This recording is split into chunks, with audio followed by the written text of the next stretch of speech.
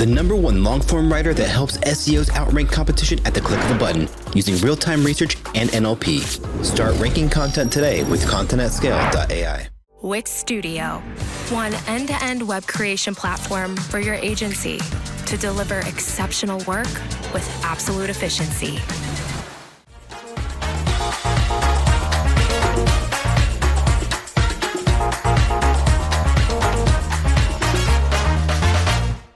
Thanks, Marit.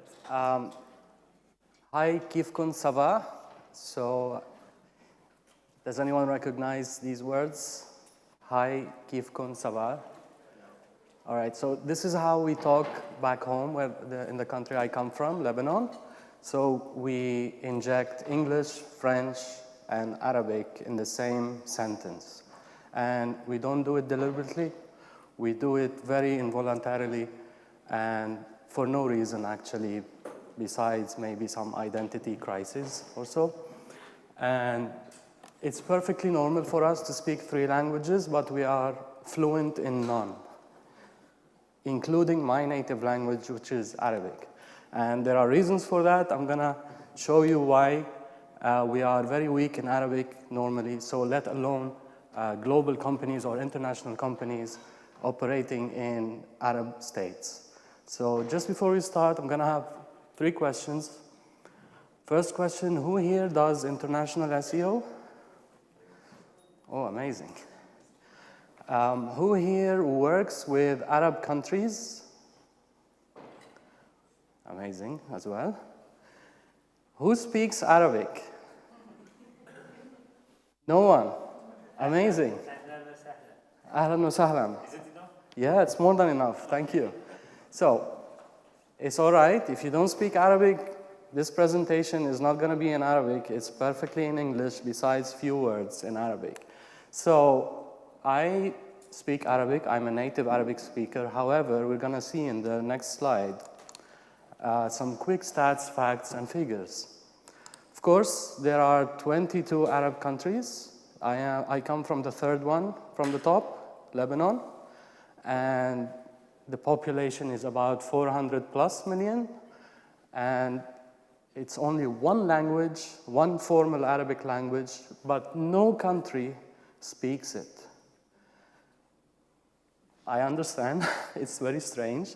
It's a very formal language, very archaic language, used only in newspapers, maybe holy scriptures, the news, broadcasting, but no one speaks perfect formal Arabic. Now, there are 25 plus dialects in these 22 countries. Some go further beyond 30 dialects. Now, what is a dialect? Of course, a dialect is still Arabic, but spoken maybe in native slang sometimes. Okay, so these 25 dialects, as I said, the written language is not the spoken language. And that's why maybe I can't speak formal Arabic properly. But I understand it, I can read it, but my grammar mistakes are even worse than my English grammar. It's very, very bad. Okay, so another question, does anyone here come from an Arab country? Okay, great. We could be friends, but we could be speaking different dialects. So another stat, so Arabic language is the 4th most used language online. And it's the 5th most used language around the world. So there are people who are not online who are using Arabic as well. And it's the 2nd language in 58 countries. Can you imagine? Like, we have 22 countries, but it's the 2nd language in 58 countries. Now, one thing I didn't add about myself is that the teaching medium in our schools back home in Lebanon is not Arabic. It's in English or French. Depends what school you choose. So that's why maybe our Arabic is weak, because we don't use it much. So the sources built with, these are machine translation tools. There are currently 2.4 million websites that use machine translation plugins, widgets, AI, whatever. And of those, 510,000 or 500,000 websites use Arabic hreflang. But our friends at Ahrefs, Patrick, we're going to talk about it maybe soon later, on 67% of domains using hreflang have issues, which is a big problem, you know? So it could be very easy for you, if you know international SEO, that you could look at the website and there are issues with the hreflang.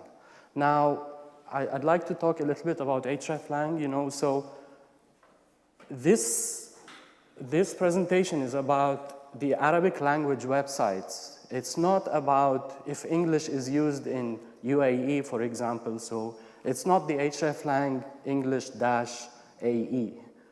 It's hreflang AR-AE, okay? So if you speak English, you don't have any problems with English websites operating in these Arab worlds because you can just slap the hreflang geographically and everything should be fine if you don't have issues with the hreflang. But this presentation is not about that. So according to Google, they do not detect language according to hreflang. Yes, it's a shock for me. They use algorithms and maybe sometimes CCTLDs. And I think this is shocking because if they don't care about hreflang, then why bother, you know, ask us to do these things? So are there any Arabic search engines? This is a very valid question. Some clients ask us, where can we use SEO? There's no Arabic search engine, no popular Arabic search engines there. Yes, that's right. Most Arabic search happens on Google, which is excellent because we don't need to look out for leaks like Yandex or the others. So there are no algorithm leaks because we don't have an Arabic search engine. We use search in Arabic letters from right to left, and we do search on Google. However, it's very complicated when it comes to NLP or BERT because the algorithms are not made to understand the Arabic context. Why? This is one small example. So a standard verb, a single verb in Arabic could have more than 5,000 forms compared to a maximum of 6 in English. So you see on the right, this is only one word, and this is only a small screenshot of the 5,000 forms of Arabic. It is a very complicated language, and algorithms, machine translation cannot catch them all. Add to that the 25 plus different dialects. So it's very, very hard to really find an algorithm with a perfect NLP, with a perfect BERT to do that. So that's the question. Does Google care about Arabic search?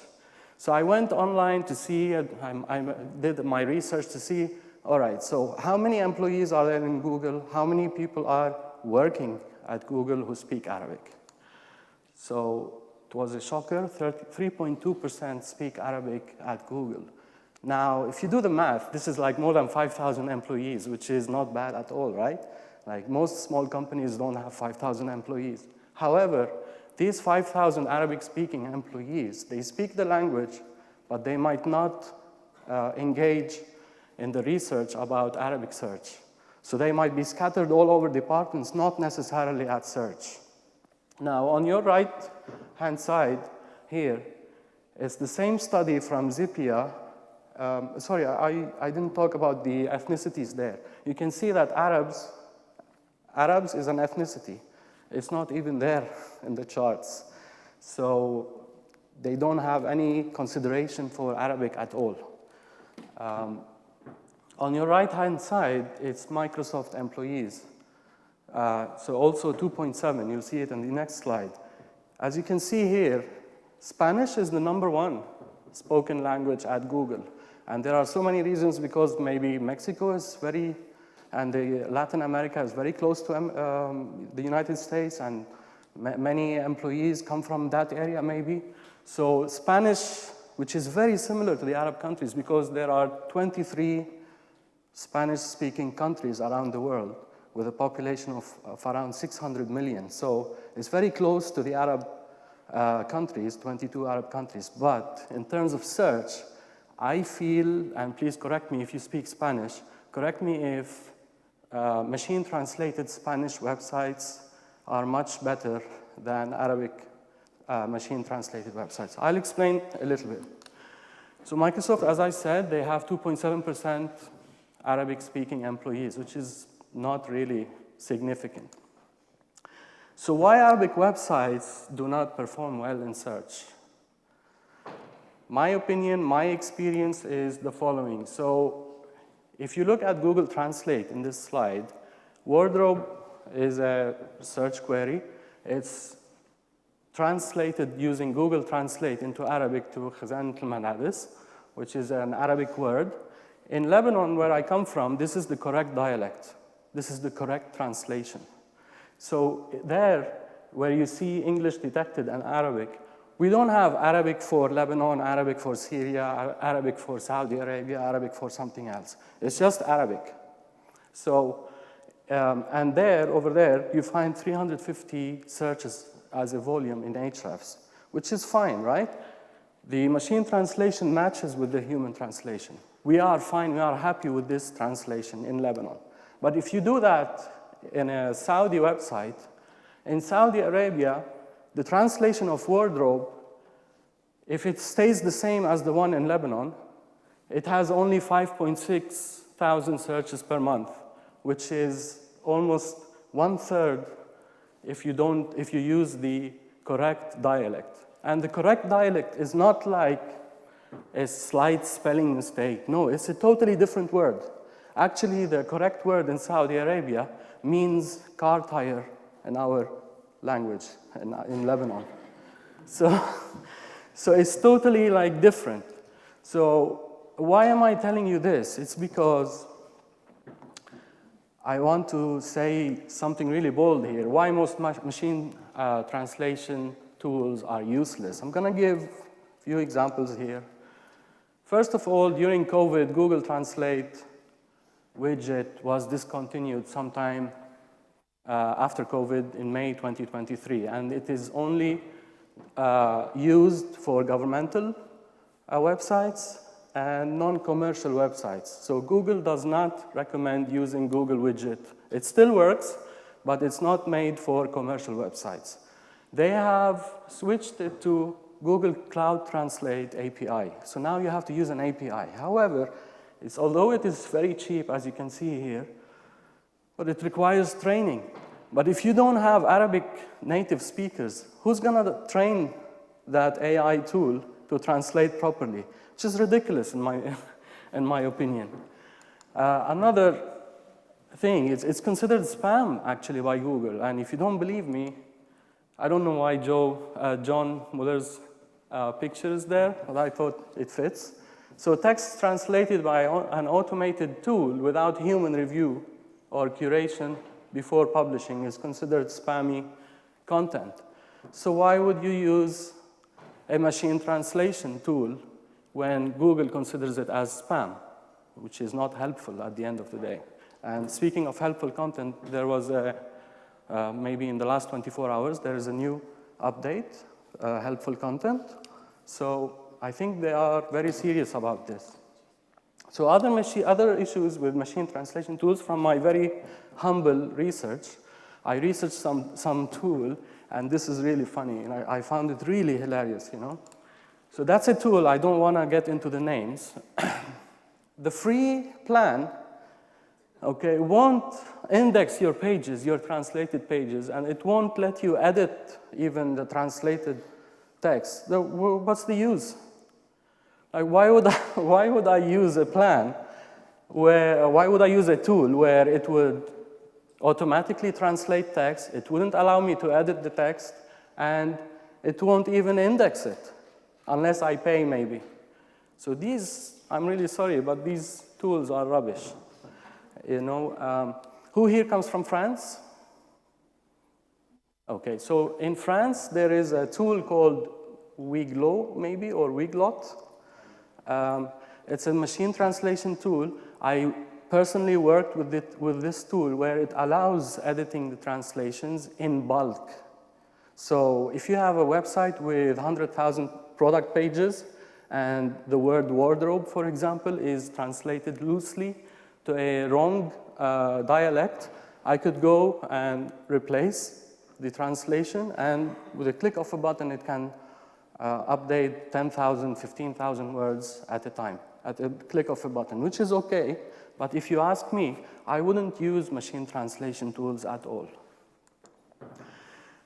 Here's Brian Casey. At the time, he was head of SEO at IBM. He talks a lot on Twitter about their projects. They recently had a translation project for their IBM website worldwide. And he says bad translation is even worse than no translation, based on his research. So what they did is they machine translated into multiple countries, and the results were a disaster because no one could understand these texts. So what he did is he hired professional native speakers to translate these websites. Now, why am I talking about translation than original Arabic content? Because it is rare that an original Arabic-based company to create its own content. Normally, it's a global international company operating in Arab states. They already have their content in English or French or Swedish, and they want to translate it into Arabic. How do you do that? You better not use machine translation tools. So here's an example where I had a client, a global brands company, sorry, I cannot mention, but they are in the clothing and shoes industry. What I did is they operate in 6 countries in the Gulf region, 6 Arab countries, and all I did is I changed few words that are wrongly translated by Wiglo, which is the machine translation tool, and in just 60 days, the revenue quadrupled. Now you could ask, no, there might be some other reasons why the revenue quadrupled or anything. This is just organic search, by the way. This is just organic revenue. And I have done nothing. I cannot touch the website because the global brand has guidelines. You cannot change product names, product descriptions, nothing. So all I did is I told them you have major mistakes in Arabic. All you need to do is to replace some hilarious words, really translated into the correct form for the correct dialect. And they said yes, luckily, and I was very lucky that they said yes. And in 60 days, revenue quadrupled. And for me, that's a case study. If this is that easy to do, like if I was a global brand operating in the Arab world, I'm hiring someone with a native Arabic-speaking language skills only. Like they don't have to be SEOs because they already have international SEOs. I just bring someone, please look at the text and correct it humanly. And it works. So who should translate content?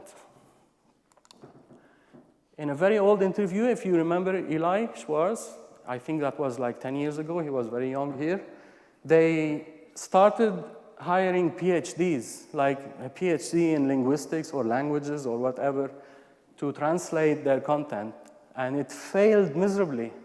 You don't need a PhD to translate your content. You just he says that you need to make sure you're using the keywords real people in different countries are actually using in search. So anyone with a native speaking, Arabic speaking skills can do the job. You don't need PhDs, you don't need, of course you need a translator if you are translating first thing. So a human translator can translate the whole website, and then an SEO like us with native Arabic speaking skills can check the text, check the words, and replace them with those that are spoken in that local area. So using Hrefs, you can find that easily. Now, you could say, but yeah, in English, if I replace a keyword with its synonym, Google will recognize it. There's contextual semantic NLP. It's very easy in Google. But in Arabic, no. It's totally different word, and there is no study that will show you all the Arabic dialects, synonyms. And that's why it's very hard for Google to recognize. So if you put a different word, different synonym to a word, and Google doesn't recognize it, you don't get ranked. So moving on. So how to manage an Arabic SEO project from website translation to search? Very easy. Hire a native translate, localize, and optimize. Hire a native translator, create original local content if you're starting from scratch, and then localize search queries by market if you can understand the native language and use the correct hreflang tags, and then you can optimize the content and you can optimize local search queries. That's me done. My name is Taleb.